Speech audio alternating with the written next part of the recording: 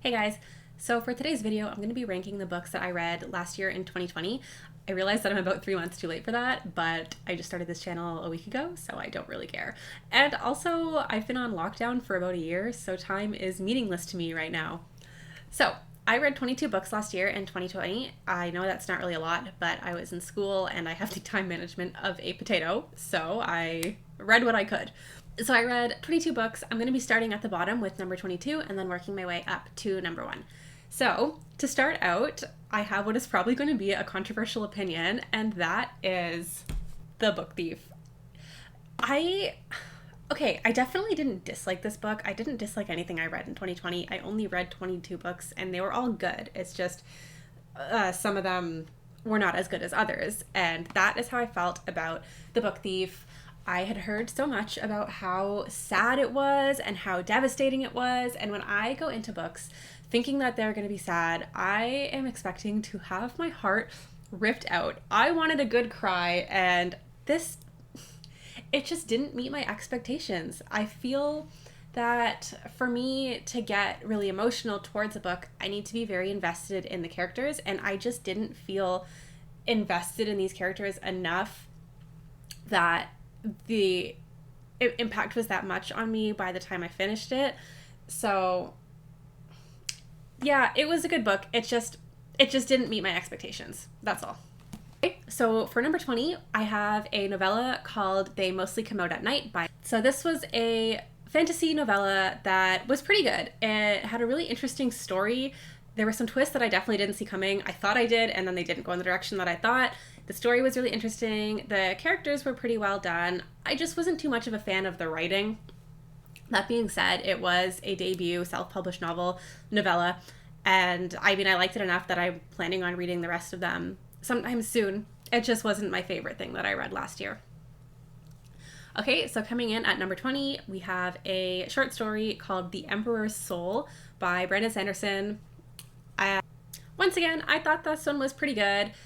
I think maybe it was a little bit overhyped. I'd heard a lot about how The Emperor's Soul is the best short story or novella that Brandon Sanderson has even written. I've heard people say it's better than Elantris, which is set in the same world, and I just didn't agree with that. I read it, I thought it was pretty good, and that was that. It wasn't a bad book by any means, it just wasn't amazing. Okay, so number 19, we have One Day in December by Josie Silver. I feel really bad about this because my best friend recommended it to me, and I really, really wanted to love it, and I didn't. I thought it was okay, and that was about it. I don't know.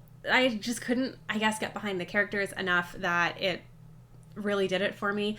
So if I was in the mood to read something cutesy, a really cute, guilty pleasure romance, and it just didn't deliver for me. So if anyone has any recommendations for some cute romances like that, please send them my way. I would love to read them. All right, so now number 18 is They Both Die at the End by Adam Silvera. This, similar to The Book Thief, I went into this expecting that it was just going to destroy me, and once again, it fell flat of that. So I thought it was good. It just didn't meet my expectations, so I was pretty disappointed in it by the time I finished. It was a really interesting concept. I just don't know how well executed it was. I wasn't too big on the writing, and I really liked Mateo, the one character. So it was just okay. Again, it just didn't. I expected a lot more from it than what I got. And number 17 is And Then There Were None by Agatha Christie. This is a really interesting mystery. I felt like maybe it was a little, not cheap is the word I'm looking for, but just I never would have been able to guess the killer. Not that I would have been able to guess it otherwise, but I think that this one was there was not really any way you could have guessed it beforehand. But regardless, it was still a really fun and enjoyable read. I liked it. I would recommend it. So number 16 might be another controversial one for fans of the Red Rising series, and that is Dark Age. I had heard so much about how this was the best book in the series, and I have such mixed feelings on this book. I could probably make a whole video on my mixed feelings for this book. It was really good in some parts. It had One of the character arcs in this book is probably one of my favorite in the whole series. It is so good, so well done, so emotional. I cried at the resolution of it. But the rest, not even that I don't have anything good to say about it. I just don't have that much to say in general. I feel like it was 900 pages and not that much happened in it. And there was just so much senseless violence. Like, I can grimdark with the best of them, but there is violence for a purpose, and then there is like an edge fest, and this felt kind of like an edge fest. That being said, it was still good. I still liked it. I'm definitely planning on picking up book 6. I really enjoy the series. It just didn't do it for me. Okay, so number 15 is Dawn Shard by Brandon Sanderson. So this was this is a novella that takes place after Oathbringer and before Rhythm of War in the Stormlight Archive. This one was good. I loved that we had the whole book from Rizen's POV. She is great. I love her as a character. I love the like disability representation that we have from her. I love how it felt like she was a very realistic character with this disability. And she was so strong and so sweet, and I love that we got to see more of the Sleepless in this one. Also, Cheery Cheery. I love Cheery Cheery. Cheery Cheery is the best character in the Stormlight Archive, and I will die on that hill. Okay, so number 14 is Dark Matter by Blake Crouch. This book is so fast-paced, so intriguing. I finished it in 3 days, which when I only read 22 books this year probably tells you how much I enjoyed it. It starts off so fast-paced, and it just does not slow down. I had a little bit of problems with the ending of this book. I felt that it went into a direction that I thought was kind of weird, and I didn't really like the last quarter of it. If I had, this probably would have been higher, but overall, this was a great book. I really enjoyed it. I would have no trouble recommending it to people. Okay, so number 13 is Ocean at the End of the Lane by Neil Gaiman. This is the second book I've read by Neil Gaiman, the first one being Neverwhere, and I love both of them. This book was so beautifully written, so sweet, really short. You can read it in a few days, a few hours probably. Neil Gaiman does such a fantastic job at capturing that nostalgia you feel for childhood in a way that you can't put into words, if that makes sense, and that's how I felt reading this. Same with Neverwhere. Every book I've read has just made me feel so nostalgic. This is a great book. I really enjoyed it. Okay, so number 12 is Iron Gold by Pierce Brown. Yes, I preferred Iron Gold to Dark Age. I think I might be the only one, but I did not like this as much as the original trilogy, but I still thought it was really good. I really loved getting to spend more time with the Moon Lords of Jupiter that we had in this. I loved seeing the fallout from the events of the first book. I thought it was a really interesting way to show what happens after the good guys win. So we see the struggle of trying to maintain peace in this like new democratic society that they created. This one definitely felt a lot slower than the original Red Rising series. I think it's because instead of having the whole thing from Darrow's POV, we had a bunch of new POVs, so the story felt like there was a lot of introduction and setup at the beginning instead of just like having one character to set everything up and then going. I wasn't a fan of some of the POVs. I was a big fan of other ones. So again, good book, just not quite as good to me as the original series. So numbers 10 and 11 for me are a tie between The Amber Skyglass by Philip Pullman and Red Rising by Pierce Brown. Both books were fantastic. This one started off a trilogy. The Amber Spyglass finished up a trilogy. I really enjoyed both series. I think that his Dark Materials was fantastic. This was my first time reading it. I'd never read it before when I was younger, and it was a really, really great series. It wasn't my favorite in the series, but it was a really good ending to a really good series.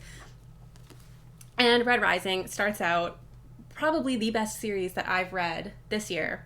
Maybe one of the best that I've ever read. It was fast-paced, and while the concept may not exactly be original, damn was it well executed. This series is so great. I cannot recommend them enough. And this is one of those rare trilogies where each book is just better than the last. Okay, so number 9 was The Girl in the Tower by Catherine Arden. This was book 2 of the Winter Night trilogy. This trilogy is so beautifully written, so atmospheric. It is a perfect winter read, and I really enjoyed it. Okay, so number 8 is The Winter of the Witch by Catherine Arden. So this is book 3 in the Winter Night trilogy. Again, it's a beautiful series, so well written, so atmospheric and dreary, and I thought it was a very good ending to the series. I know some people might not have liked the direction it went in. I personally I thought it was really great. 7 is The Subtle Knife by Philip Pullman. This is book 2 in Historic Materials, and this book was so good. Philip Pullman did such a good job crafting this world that is like ours in some ways and so unlike ours in other ways. I loved the beginning, how it started with Will, and overall, this was just a fantastic series, and I'm really glad that I read it. Okay, so number 6 is The Bear and the Nightingale. This was book 1 in the Winter Night trilogy by Catherine Arden. Again, this book is beautifully written. So it's a Russian folklore fantasy, like fairy tale type of book set in like the dead of winter in like backcountry Russia in this like tiny little village. It's so good. This is the perfect book to curl up with a hot chocolate under the covers in the winter with like the snow falling down and you're inside with the fireplace on. It is a beautiful, beautiful book. I highly recommend this to anybody. And I just really loved it. This is actually a reread. I didn't like it that much the first time I read it, and I reread this so that I could read the whole series, and it really won me over the second time around. I don't know why. I think maybe it was the time I read it. Reading it like in December was a good idea.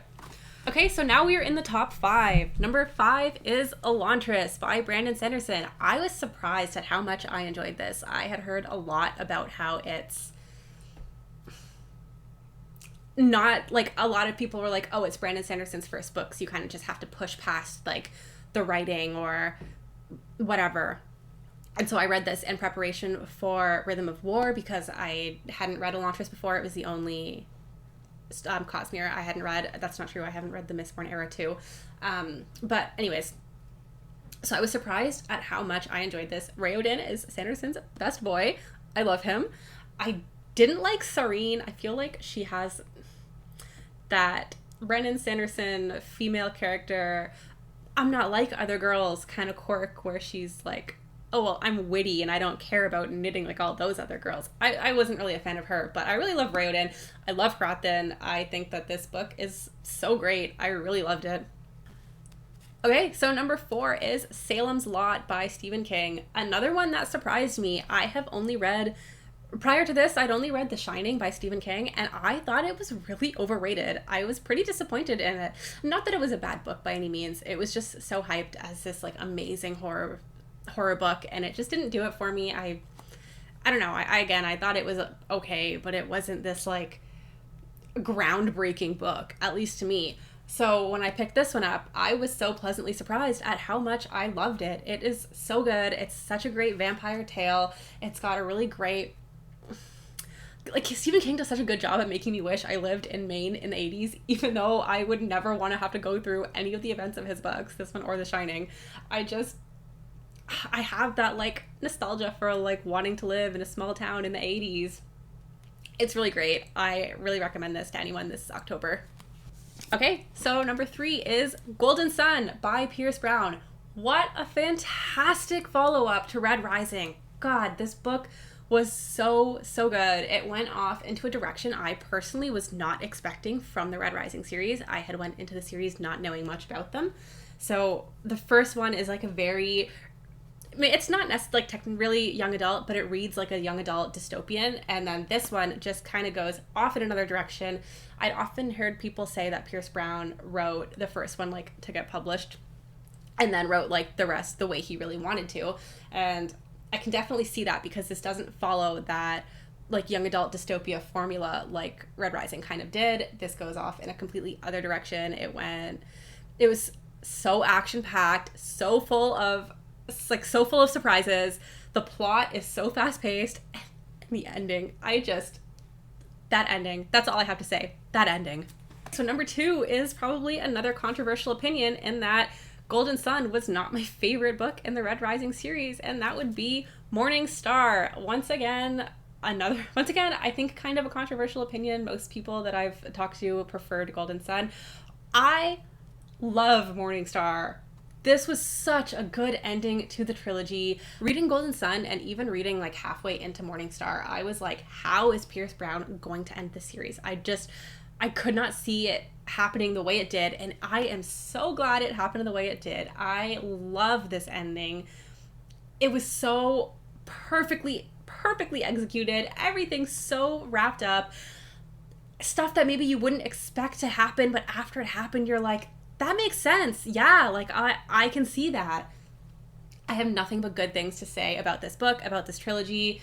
It is just fantastic. So good. And now, number one, probably not a surprise, but number one is Rhythm of War.